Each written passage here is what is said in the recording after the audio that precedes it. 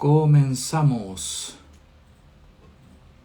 Bueno, comenzamos hoy día martes, estamos a 29 de octubre, vamos a hacer el primer capítulo de esta serie de live sobre escatología, así que un saludo a todos los que se están conectando. Vamos a comenzar la transmisión, vamos a hacer hoy día una introducción a escatología bíblica,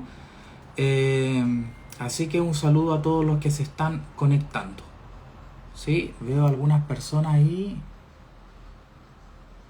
que están entrando. Perfecto.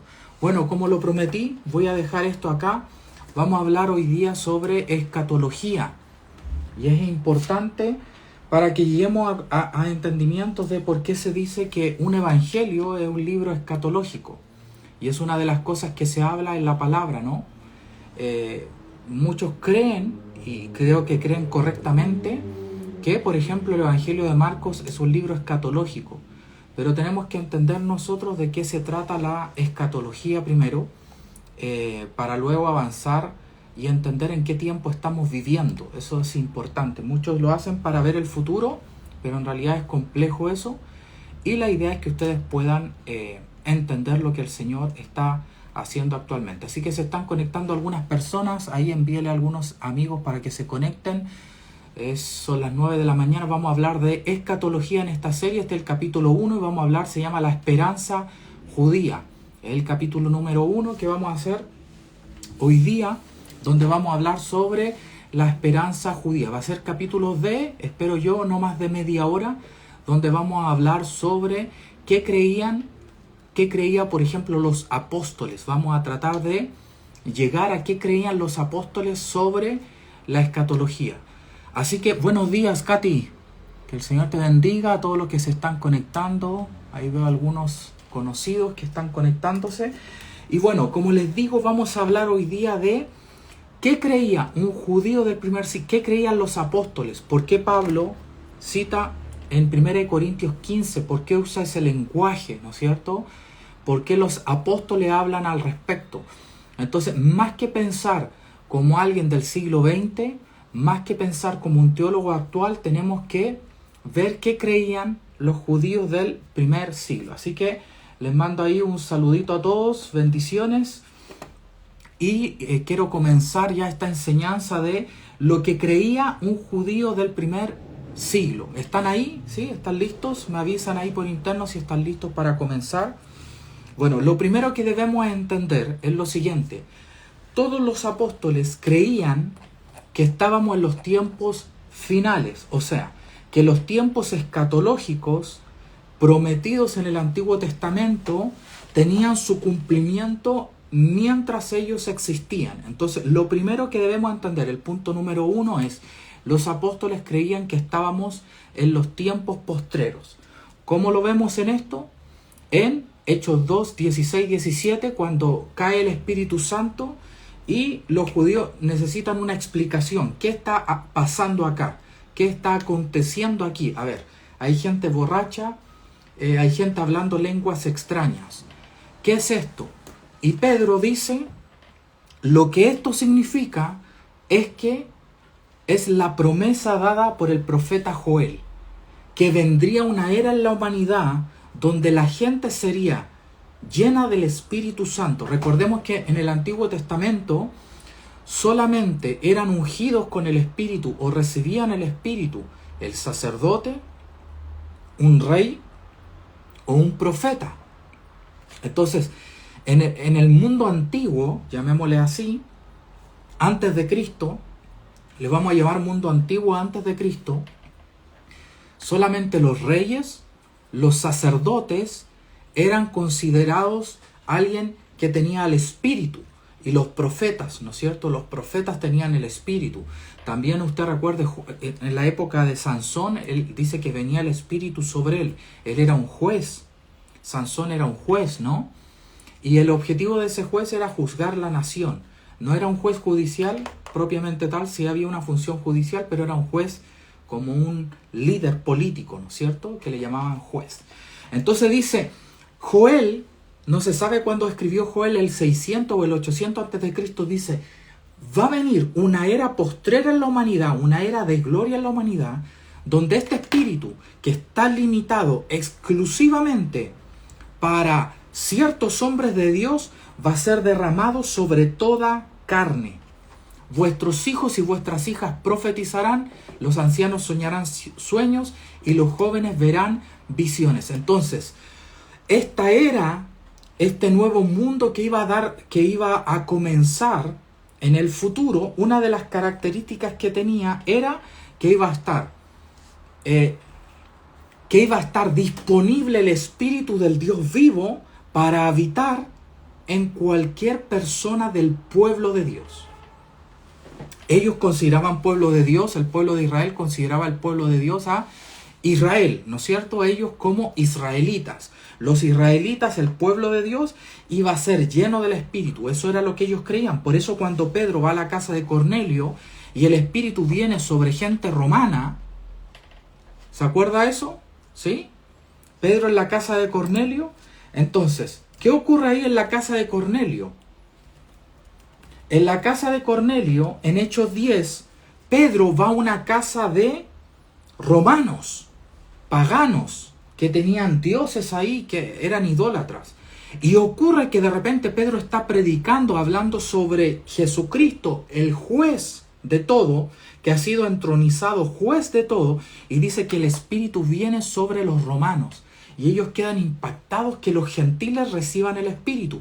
¿Por qué? Porque los judíos creían en una era escatológica, en un nuevo mundo que iba a venir. Y voy a relatar las características de este nuevo mundo. Tengo acá un resumen de eso y se los quiero leer. Perfecto. Dice, esto lo tomé de N.T. Wright. Sí, es una mezcla de este libro de N.T. Wright y Gálatas, donde habla sobre qué creían los judíos de la época. Voy a leer lo que dice este escrito. Dice, los judíos del siglo I, veamos qué creía un judío del siglo I, tenían una idea escatológica que no era de ir al cielo. Miren lo que creían los judíos. Ellos no creían, creían que sí podían ir al cielo o tener, pero la era escatológica de gloria que iba a venir sobre la tierra no es ir al cielo, sino la esperanza de que Dios, siendo fiel al pacto con su pueblo, vendría a transformar la tierra y la creación. Entonces, para un judío, mira el término cómo se une escatología con salvación. Para un judío, salvación no era irse al cielo, ni para un cristiano del siglo I. Para un judío y un cristiano del siglo I era que Dios iba a descender del cielo, a libertar a su pueblo, a transformar la creación y establecer justicia y paz. Eso era para un judío salvación. El Dios eterno va a venir desde el cielo a la tierra, y eso lo podemos... ¿Por qué un judío creía eso? Porque eso está en el Antiguo Testamento. Eso está. Entonces, cuando habla de nuestra salvación, era cómo yo soy parte de ese pueblo que va a ser salvo, y era el pueblo de Israel. Nosotros fuimos injertados en Israel. Entonces, nosotros somos injertados en Israel. Entonces, el judío del siglo I creía que salvación era no la idea de escapar al cielo. Eso fue una idea que tomó Lutero y Calvino, que tomaron los reformadores de la iglesia medieval católica. No estoy diciendo que nosotros no vamos al cielo, nosotros sí vamos al cielo, pero para un judío del siglo I, y esto es analizando toda la literatura judía de ese tiempo, que se encontró en Qumran, en el Mar Muerto, esa literatura, dice, Dios intervendría siendo fiel al pacto en la creación, estableciendo la paz en la tierra. Esto se refleja en la creencia de un Mesías, un rey israelita, enviado por Dios para restaurar la nación de Israel y restaurar la creación entera. En la época de Pablo, la mayoría de los judíos esperaban que el Dios único de Israel, el creador del mundo, regresara en gloria para rescatar a su pueblo y poner fin a la presente era malvada. Cuando inicia Gálatas, dice que somos libres de la presente era malvada. ¿Cuál es la presente era malvada? La historia de caos en que vivía el pueblo de Israel y la creación. Los judíos creían que había una correlación entre Israel y la creación. Entonces, si Israel estaba, el pueblo del pacto de Dios estaba en crisis, la humanidad estaba en crisis. Y es verdad. La verdad es que es real. Entonces, si usted lee Gálatas 1:4, dice: como Dios lo planeó, Jesús entregó su vida por nuestros pecados para rescatarnos de este mundo de maldad en el que vivimos, en esta presente era de maldad. Entonces los judíos creían en una presente era de maldad, pero en una venidera era de justicia, paz y gozo. ¿Les suena eso conocido? Justicia, paz y gozo. Entonces, todo el asunto de los evangelios se trata no sobre ir al cielo, sino sobre quién va a heredar la tierra. Ellos creían, mire lo que estoy hablando, que la tierra había sido heredada por la fuerza de Roma, la fuerza de Grecia, la fuerza de los imperios de la antigüedad. Pero cuando Jesús dice, los mansos heredarán la tierra, Jesús está dando una señal escatológica.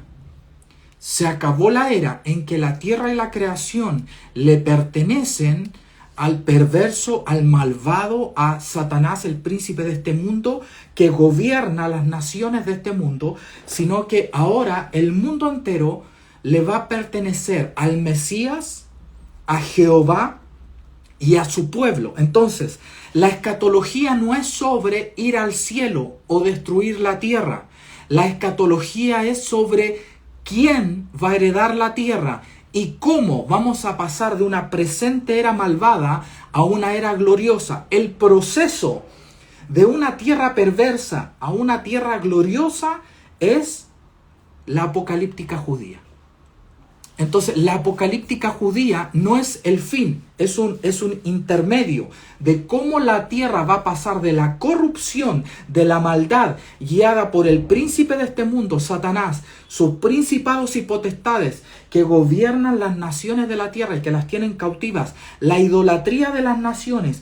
¿Cómo eso, un mundo así en caos, va a pasar a ser la tierra una tierra llena de la gloria, de gente llena del Espíritu, de gente llena del poder de Dios, de la adoración perfecta que va a ser no solo en Jerusalén, sino en toda la tierra? Entonces, eso esperaba un judío, dice. Los judíos creían que el Dios único creador regresaría en gloria para rescatar a su pueblo, poner fin a la presente era malvada, marcada por el dominio de paganos idólatras y la opresión sobre Israel. Esta era malvada sería reemplazada por la era venidera. Eso creían ellos. Un tiempo de justicia, paz y libertad en el que el pueblo sería restaurado y el mundo entero sería transformado. Los judíos no creían que solo Israel iba a ser transformado. Ya vamos a leer los versículos que muestran cómo los judíos creían que la creación completa iba a ser restaurada. Y era verdad.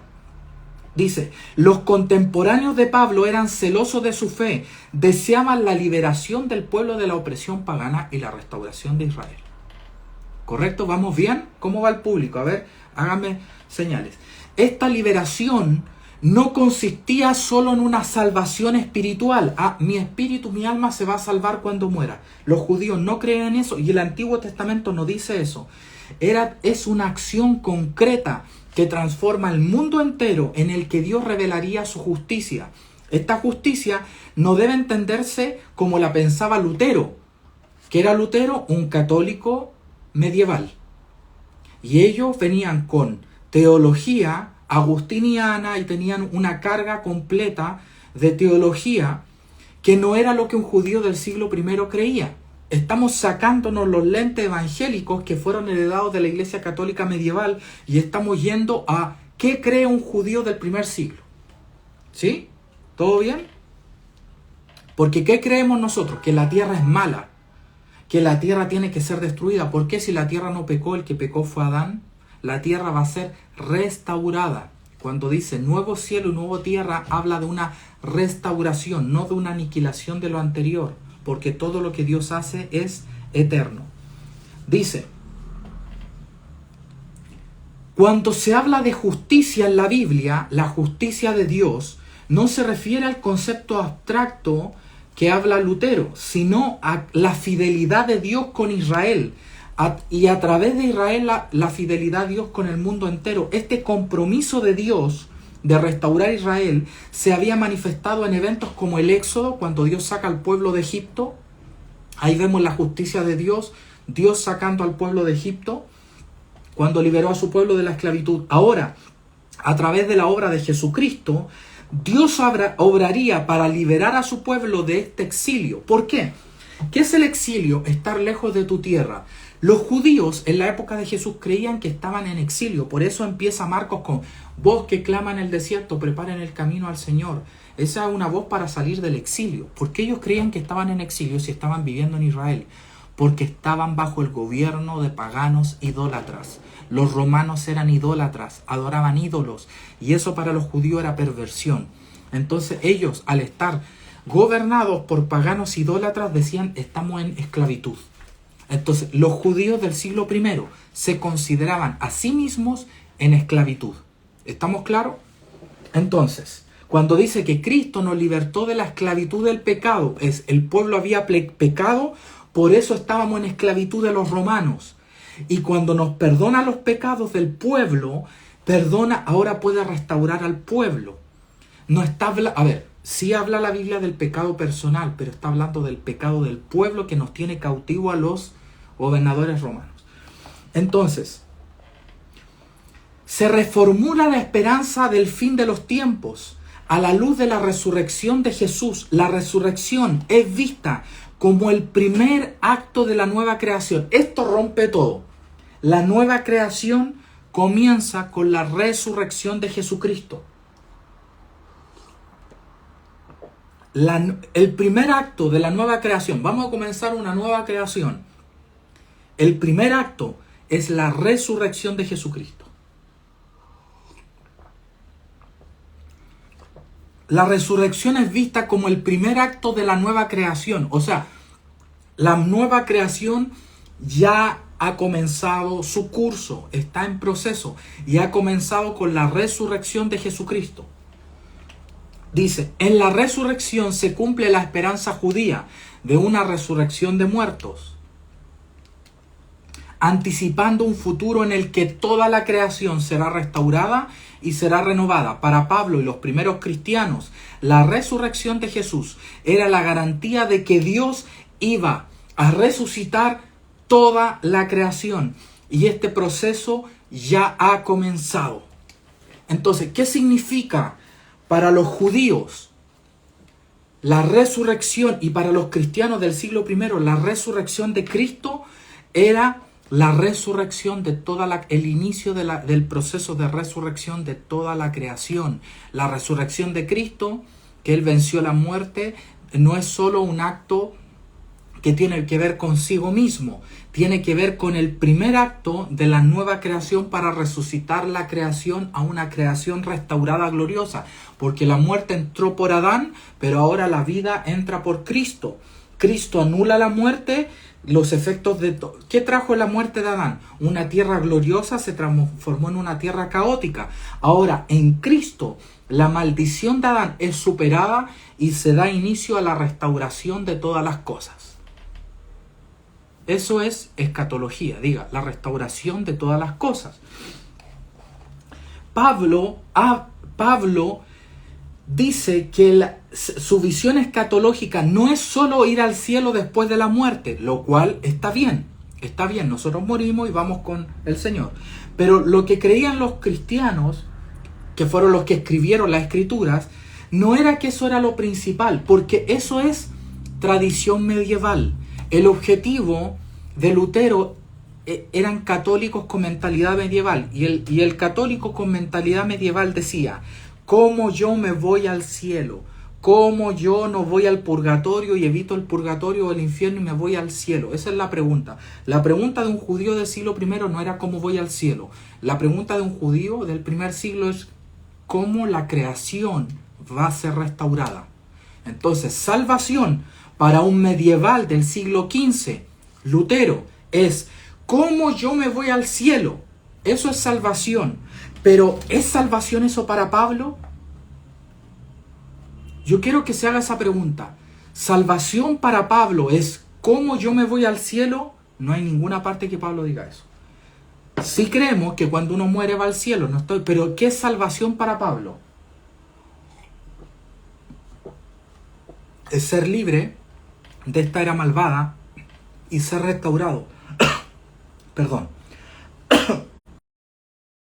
¿Estás bien? ¿Sí? ¿Cómo van ahí? A ver, si tienen preguntas pueden hacerlas. Los veo ahí muy en silencio. Hay una buena cantidad de personas acá conectadas. Me alegro.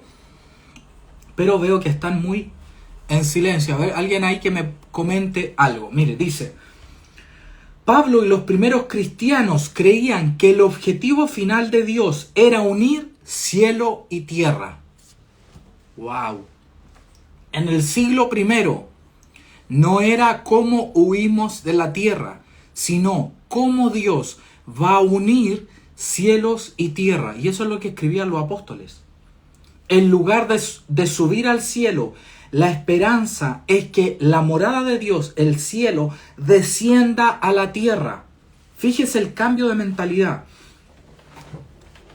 Cumpliendo la profecía de Apocalipsis, donde la nueva Jerusalén desciende, la morada de Dios con los humanos. O sea, la morada de Dios baja a la morada de los humanos. No es que la morada de los humanos sube a la morada de Dios, sino que la morada de Dios baja a los humanos. Ese es el objetivo. Este es el gran drama de la Escritura, la historia de cómo Dios viene a vivir con su pueblo en un mundo renovado, libre de pecado y sufrimiento. Ahora cuando lea a los apóstoles que no tenían la mentalidad de un católico medieval, los apóstoles tenían la mentalidad de un judío del siglo I. Por eso todo lo que escriben es con esa mentalidad. Pablo, salvación es que cuando me muera voy al cielo. No. Justicia de Dios es que yo soy justificado personalmente. Es más profundo que eso. No estoy diciendo que usted no vaya al cielo. Cuando morimos nosotros vamos al cielo. Dice, esta visión está en el Antiguo Testamento, en símbolos como el tabernáculo en el desierto. ¿Qué era el tabernáculo en el desierto y el templo de Jerusalén? El tabernáculo en el desierto y el templo de Jerusalén era la morada de Dios en medio de los hombres. Estas eran figuras, o lo que dice la palabra en Juan 1:14. Dice, el verbo hecho carne que habitó entre nosotros. El propósito de Dios no fue simplemente salvar almas, esto es totalmente cierto, para llevarlas al cielo, sino redimir a toda su creación. Redimir a toda la creación. Dice que la creación gime con dolores de parto por la manifestación de los hijos de Dios. Entonces estamos hablando de apocalíptica judía. ¿Qué creía un judío del primer siglo sobre salvación, sobre justificación, sobre la morada del cielo en la tierra? ¿Qué cree un judío del primer siglo? Porque todo lo que tenemos es derivado de la Iglesia Católica, que su pregunta era ¿cómo evito el purgatorio? Y ahí nace el salvo siempre salvo. Ahí dice, sube Pablo, y darnos a conocer sus designios más secretos. Es el plan que benevolentemente había sido decidido realizar por medio de Cristo, llevando la historia a su punto culminante, a saber, reconstruir en Cristo la unidad de todas las cosas, los cielos y la tierra. Eso es lo que creía Pablo. En Cristo reunir cielos y tierra. Eso era la salvación de la creación. Recuerde que dice Lucas, este es el Salvador del cosmos. De tal manera amó Dios al cosmos, mundo, que dio a su Hijo unigénito. Entonces el Hijo unigénito no está dado solo para la salvación personal suya, está dada para la restauración del cosmos. A ver, ahí levánteme la manito. ¿Le llama la atención eso? De tal manera amó Dios al cosmos, que dio a su Hijo unigénito, para que todo aquel que en él crea no se pierda, mas tenga vida eterna. Es la restauración de todas las cosas. En resumen, la escatología judía no se centra en escapar al cielo después de la muerte, sino en la renovación de la creación y la fidelidad de Dios con su pacto con el pueblo de Israel y a través de Israel con el mundo. Esta esperanza está arraigada en la tradición judía del siglo I y está interpretada por el apóstol Pablo a través de la resurrección de Jesucristo como el comienzo de una era en la que Dios establece su reino, trayendo justicia, paz y reconciliación. No sé a qué persona se refiere, a ustedes, a los que estamos acá conectados viendo esta transmisión. Entonces, lo primero que tenemos que entender en la apocalíptica, en la escatología, es que los apóstoles creían que estábamos en esa era venidera. Les voy a leer algunos versículos, los tengo acá. Primero tenemos la cita de Pedro en Hechos 2:16. En los postreros días derramaré de mi espíritu sobre toda carne. Entonces Pedro creía que estábamos en los postreros días. Santiago dice, Juan, primera de Juan 2:18. Hijitos, ya es el último tiempo. Y según vosotros oísteis, el anticristo viene y han surgido muchos anticristos. Por eso sabemos que estamos en el último tiempo. Entonces, los apóstoles creían que estábamos ya en los postreros días. Y eso se había cumplido con la resurrección de Jesucristo. Pablo a Timoteo: también debes saber que en los postreros días vendrán hombres peligrosos. Le hablaba a Timoteo de lo que estaba ocurriendo en las iglesias que Timoteo pastoreaba. Que tuviera cuidado, porque en los postreros días vendrían hombres y ellos creían que estaban en los postreros días. Primera de Corintios 10. Y estas cosas le acontecieron al pueblo de Israel como ejemplo. Primera de Corintios 10:11. Y están escritas para amonestarnos a nosotros, quienes hemos alcanzado los fines de los siglos. Hebreos, el autor de Hebreos, veamos, ¿qué dice?